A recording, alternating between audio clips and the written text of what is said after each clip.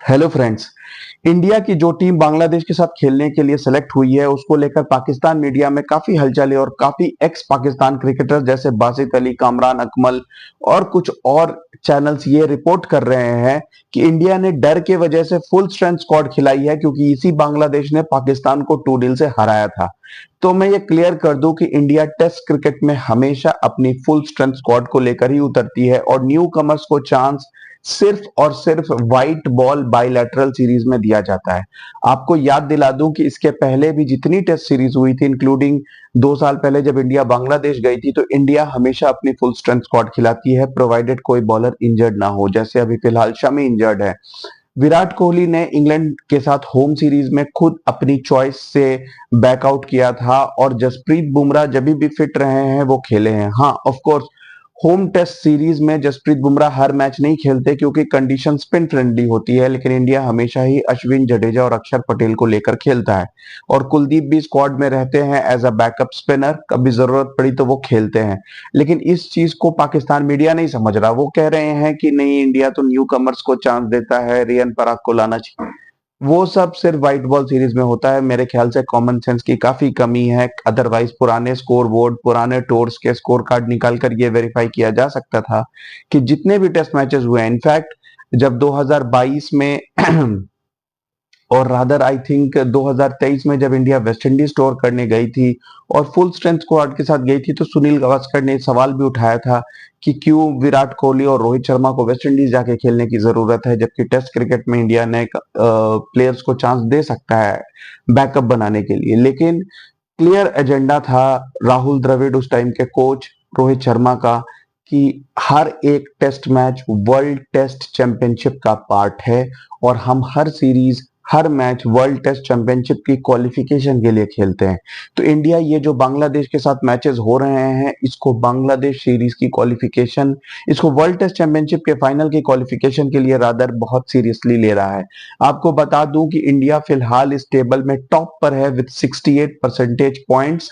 लेकिन इंडिया के 10 मैचेस बाकी हैं और इस 10 मैचेस में अगर इंडिया अपनी परसेंटेज नीचे करके 50 तक आ जाता है तो बहुत हाई चांसेस हैं कि इंग्लैंड, न्यूजीलैंड या कोई टीम इंडिया से ऊपर चली जाए। इंडिया के 5 मैचेस ऑस्ट्रेलिया में है और ऑल्दो इंडिया पिछले 2 बार से 2-1 वहां जीत रही है, ये अज्यूम करना कि फिर से इंडिया जाके 2-1 जीत जाएगी, या इंडिया के लिए तो ऑस्ट्रेलिया एक मजाक है। इंडिया पिछले 4 बार से बॉर्डर गवस्कर ट्रॉफी जीत रही है, तो इंडिया वहां जाकर बड़े आराम से 2-3 टेस्ट मैच जीत जाएगी, यह कहना गलत है क्योंकि ऑस्ट्रेलिया इस बार फुली प्रिपेयर्ड होगी। हो सकता है कि कुछ पिचेस भी हमको डिफरेंट देखने को मिले, हो सकता है ज्यादा बाउंसी ट्रैक्स देखने को मिले, हो सकता है कि उनकी बॉलिंग लाइनअप ज्यादा इस बार आप कह सकते हो फोकस्ड हो।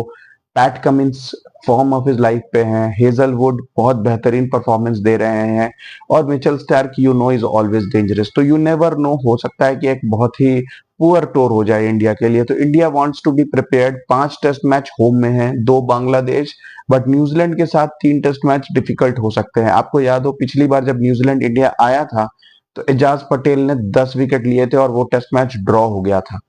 तो इंडिया कैनॉट रिलाई कि न्यूजीलैंड को बड़े आराम से वो 3-0 हरा देगा। बांग्लादेश के साथ 2 टेस्ट मैच ऐसे हैं जिसमें इंडिया डेफिनेटली दोनों टेस्ट मैच जीतने की कोशिश करेगा और न्यूजीलैंड के खिलाफ अगर इंडिया 2 टेस्ट मैच जीत जाए तो going into Australia for Border Gavaskar Trophy, India का aim for qualification. Of course वो सीरीज जीतना एक अलग एजेंडा है और वर्ल्ड टेस्ट चैंपियनशिप अलग एजेंडा है।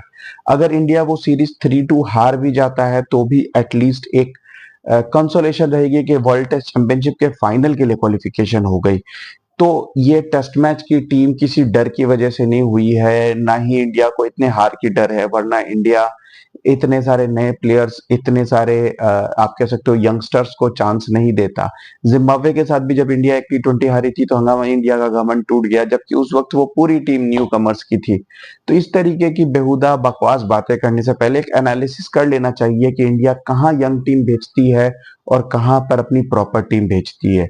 उसके अलावा एक बड़ी मजेदार बात उठ के आ रही है कि इस बार इंडिया की टीम में 3 ऐसे बॉलर्स हैं जो आरसीबी के हैं, यानी आकाशदीप, यश दयाल और legendary fast bowler Mohammed Siraj. ये तीनों आरसीबी के हैं और ये तीनों एक साथ क्वालिफाई कर गए हैं, जबकि आरसीबी हर आईपीएल में आरसीबी को का मजाक उड़ाया जाता है, उन्हें टॉन्ट किया जाता है कि सबसे वीक बॉलिंग। तो भाई आप समझने की कोशिश करो ना, आरसीबी टी20 में टेस्ट बॉलर्स खिला रही थी, इसी वजह से तो हारती है। आप समझने की कोशिश करो, ये सारे बॉलर्स टेस्ट बॉलर्स हैं, सबके सब टेस्ट क्रिकेट में सिलेक्ट हो गए।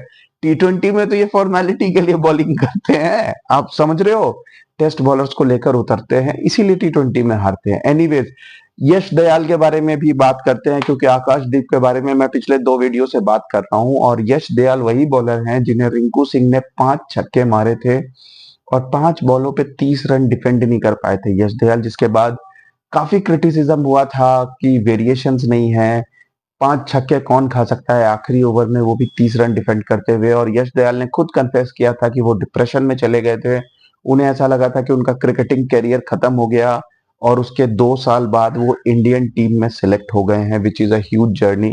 और एक एग्जाम्पल है कि जैसे स्टुअर्ट ब्रॉड को अपने करियर के स्टार्टिंग में युवराज सिंह से 6 छक्के पड़ गए थे, और बेन स्टोक्स बेन स्टोक्स ने भी, अगर आपको याद हो तो 2016 के फाइनल में कार्लोस ब्रैथवेट से 3 छक्के, इनफैक्ट 4 छक्के खाए थे बैक टू बैक, और आखिरी ओवर में 19 रन डिफेंड नहीं कर पाए थे। तो उसी तरीके से यश दयाल भी एक और एग्जाम्पल है एक ऐसे बॉलर के जिन्हें काफी छक्के पड़े हैं, लेकिन वो कमबैक कर सकते हैं। तो क्रिकेट में any point at any stage comeback possible है। Yash Dayal is just another example. Keep watching guys, thank you.